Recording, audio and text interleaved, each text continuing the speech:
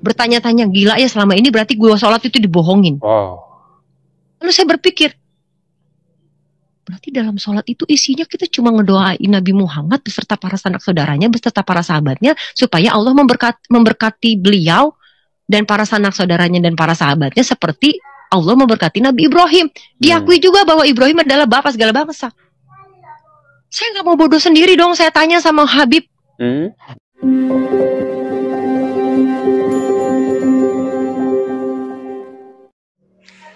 Halo Bapak Ibu Saudara sekalian, balik lagi bersama saya Davi Saguna, dan terima kasih bagi Bapak Ibu Saudara sekalian yang senantiasa mengikuti saya di channel ini. Saya berharap terus berdoa agar sekiranya Anda semua ada dalam keadaan kuat dan sehat, dilindungi oleh Tuhan Yang Maha Kuasa dalam berbagai tugas tanggung jawab Bapak Ibu Saudara sekalian. Amin. Langsung saja kita pada bahasan kita, yang mana pada segmen kali ini saya akan menampilkan kesaksian dari seorang murtadin yang bernama Lucy Daiva, yang karena bingung tentang sholat, ia mempertanyakannya kepada para habaib, namun rupanya para habaib tidak mampu memberikan jawaban yang memuaskan. Akhirnya ia memutuskan untuk meninggalkan agamanya dan masuk Kristen. Nah, sebagai pengantar saya akan menghadirkan terlebih dahulu penjelasan dari Profesor Kiai Haji Buya Syakur Yassin almarhum, lalu dari Profesor Kiai Haji Said Aqil Sirah yang akan menguraikan kepada kita tentang hakikat sholat itu seperti apa sebenarnya dalam perspektif Al-Quran dan juga dalam perspektif tafsir Kiai Haji Buya Syakur Yassin almarhum. Kita simak dulu. Di Quran itu wong salwangsul bola bali aqimus sholah, aqimus sholah, aqimus sholah, wajib sholat, lakukan sholat, laksanakan sholat. Ping piro sholat sedino sewengi boten wonten penjelasannya teng Quran. Sholat itu jenenge opo-opo, namanya sholat itu apa? Boten wonten teng Quran. Waktune wayah nopo boten wonten teng Quran. Rokaate piro-piro ora ono nang Quran. Dikira ada di Quran apa? Paham betul, paham betul? Di Quran nggak dijelaskan sholat sekian kali, namanya sholat ini sekian rokaat, waktunya jam sekian, nggak ada di Quran. Pada rukun Islam pada sholat itu. Nah, ini perspektif Buya Syakur Yassin. Apa Kanjeng Nabi sholatnya? Sampai sekarang orang sholat berbeda-beda semuanya. Itu artinya karena tidak ada yang tahu persis bagaimana cara Nabi sholat. Ada yang baca basmalah, ada yang langsung alhamdulillahirabbil alamin, ada yang sedekap, ada yang selonjor, ada yang digoyang-goyang, ada yang lurus saja, ada yang asyhadu, ada yang asyhadu alla ilaha illallah. Persisnya Nabi bagaimana sholatnya tidak ada yang tahu, jangan sok tahu. Makanya Nabi tidak pernah kunut. Kapan pernah ketemunya kamunya? Enak aja. Ya, itulah sebabnya. Jadi ini yang kita terima ini adalah proses budaya. Artinya, tolong jangan ngotot lah. Betul enggak? Itu aja. Ya, kita telah menyimak bagaimana penjelasan dari Profesor Said Aqil Sirah dan juga dari Profesor Kiai Haji Buya Syakur Yassin. Menurut Said Aqil Sirah bahwa memang tidak dijelaskan di dalam kitab Q soal berapa kali sholat itu harus dilaksanakan, kapan saja, dan bacaannya apa saja secara detailnya tidak dijelaskan. Walaupun memang dalam video lengkapnya Profesor Said Aqil Sirah menandaskan bahwa terkait dengan teknis pelaksanaan dari sholat itu detailnya dijelaskan di dalam hadis-hadis. Nah, demikian juga yang dijelaskan Profesor Kiai Haji Buya Syakur Yassin bahwa mengapa sampai saat ini tidak ada keseragaman mutlak untuk melakukan sholat, karena memang tidak ada yang pernah melihat langsung seperti apa Nabi melakukan sholat, ya. Sehingga Profesor Kiai Haji Buya Syakur Yassin bahwa yang kita lakukan saat ini itu sebenarnya proses budaya. Nah, jadi yang saya mau katakan bahwa wajar juga memang kalau kemudian Lucy Daiva ini merasa bingung tentang hakikat sholat itu seperti apa sebenarnya. Dan karena itulah dengan niat yang baik, ia kemudian mendatangi para habaib untuk mempertanyakan terkait dengan sholat ini. Namun rupanya ia tidak mendapatkan jawaban yang memuaskan sehingga ia meninggalkan agamanya itu. Kita simak penjelasan selengkapnya. Bertanya-tanya, gila ya selama ini berarti gue sholat itu dibohongin.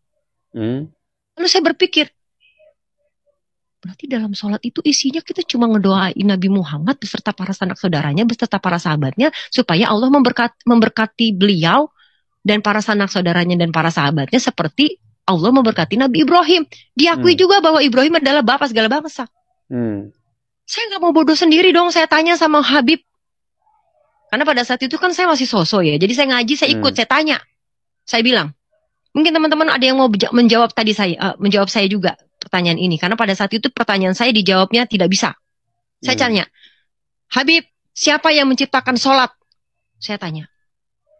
Habib cuma bilang, Allah. Karena Islam adalah agama Allah. Agama yang diturunkan Allah. Islam adalah agama Allah.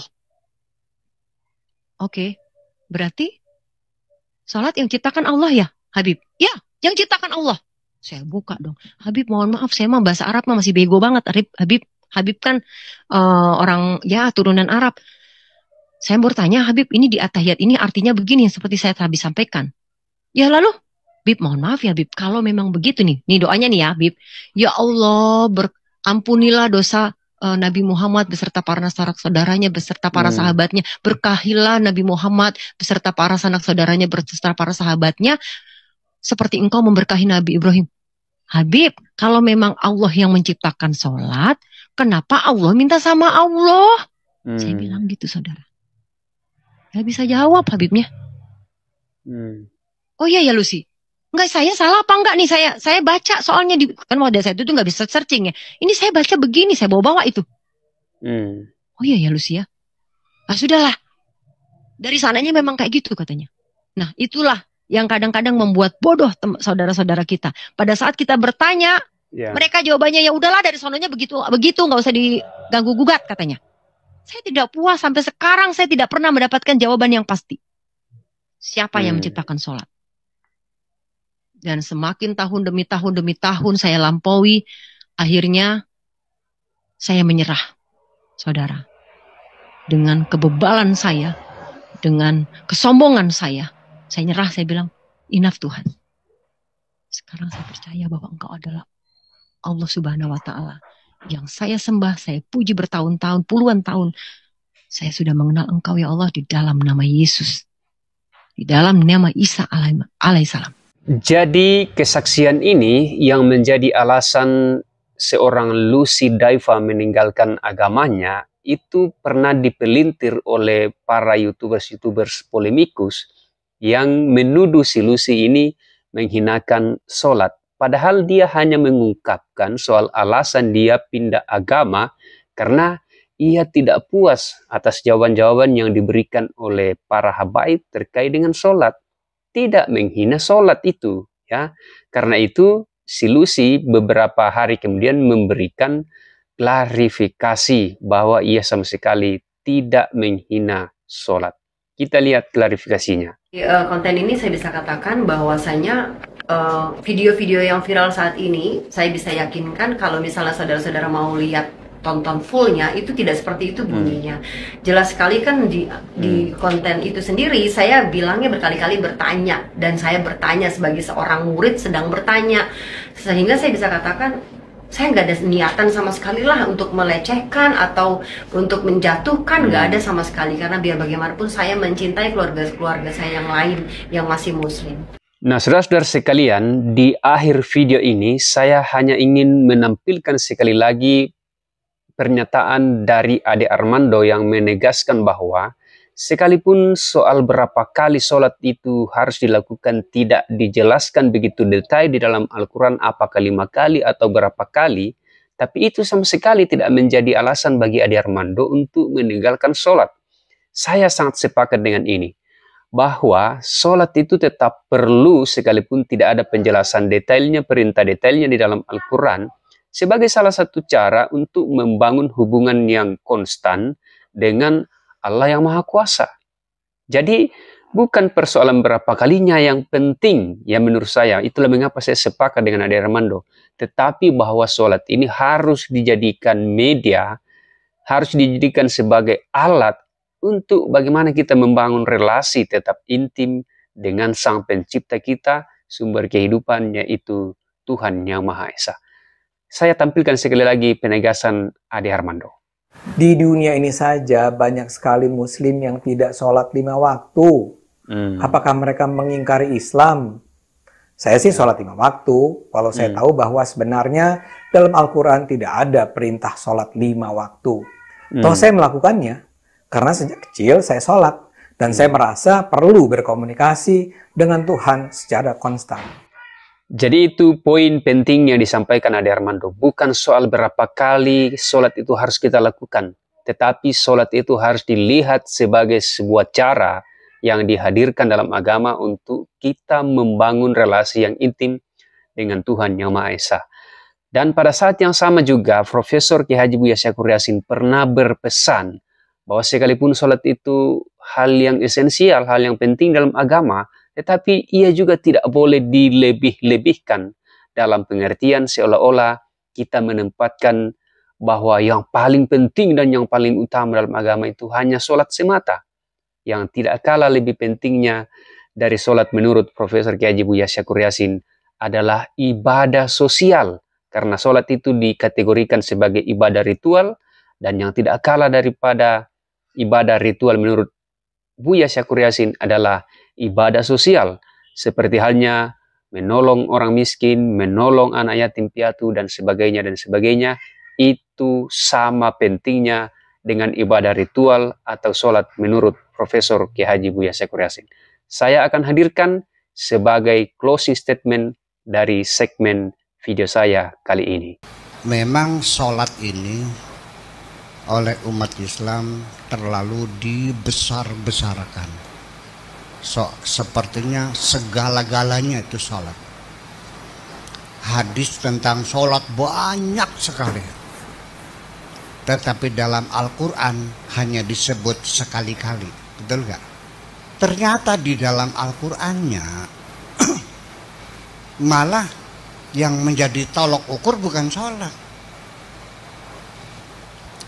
Ara'aital ladzi yukadzibu biddin. Tahukah kamu orang yang berdusta dalam agama? Fadzalikal ladzi yad'ul yatim, yang membiarkan anak yatim terlantar. Wala yahuddu 'ala ta'amil miskin, dan tidak mau ngasih makan orang miskin. Fawailun lil. Jadi artinya kalau kamu tidak melihara anak yatim, tidak ngasih orang miskin, sholatmu dibayar dengan well. Kebalik dikit lagi. Sing bener nih. Hadis apa Quran? Ya wis. Nah, itu saja Bapak Ibu Saudara sekalian yang bisa saya sharingkan kepada kita semua pada segmen kali ini. Mohon maaf untuk segala kekurangannya.